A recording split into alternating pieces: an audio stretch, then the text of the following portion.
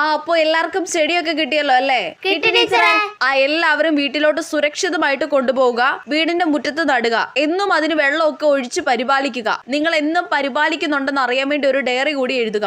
എല്ലാ ദിവസവും ഞാൻ എല്ലാവരുടെയും ഡയറി പരിശോധിക്കുന്നതായിരിക്കും കേട്ടോ. ശരി ടീച്ചറെ. ഇന്ന് അതിരാവിലെ തന്നെ ഞാൻ ഉറക്കം എഴുന്നേറ്റു. ആദ്യം പോയത് എന്റെ പ്രിയപ്പെട്ട ചെടിയുടെ അടുത്തേക്കാണ്. അവനെ നോക്കി ഒന്ന് പുഞ്ചിരിച്ച ശേഷം ഞാൻ വേഗം പോയി അവന് വെള്ളം ഒഴിച്ചു. എന്റെ വീട്ടിലെ ജിംറൂട്ട പൂച്ച അവനെ നോട്ടമിട്ടതായി എനിക്ക് തോന്നിയിരുന്നു. അതൊന്നും വകവയ്ക്കാതെ ഞാൻ വൈകുന്നേരവും അവനെ പരിപാലിച്ചു. ഡയറി എഴുതുമ്പോൾ കുറച്ച് സാഹിത്യമൊക്കെ വേണം.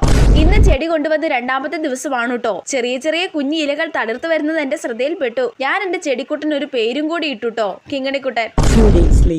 ഒരു ചെടി സ്കൂളിൽ നിന്ന് കൊണ്ടുവന്നിട്ട് ഇപ്പൊ അതിനെ തിരിഞ്ഞു പോലും നോക്കത്തില്ല ഒരുത്തി. ഞാൻ വേണം വെള്ളം ഒഴിക്കാനും നോക്കാനും. ദേ നിന്റെ ചെടി മൊത്തം ആ പൂച്ച നശിപ്പിക്കുന്നത്. പറയുമ്പോൾ ഇന്ന് ഡയറി എഴുതണമല്ലോ. രാവിലെ എഴുന്നേറ്റ് ചെടിക്ക് വെള്ളം ഒഴിച്ചു. ചെടി കുറച്ച് വളർന്നതായി കണ്ടു. പിന്നെ സ്കൂൾ വിട്ട് വന്ന് വീണ്ടും വെള്ളം ഒഴിച്ചു. ഇതൊക്കെ മതി.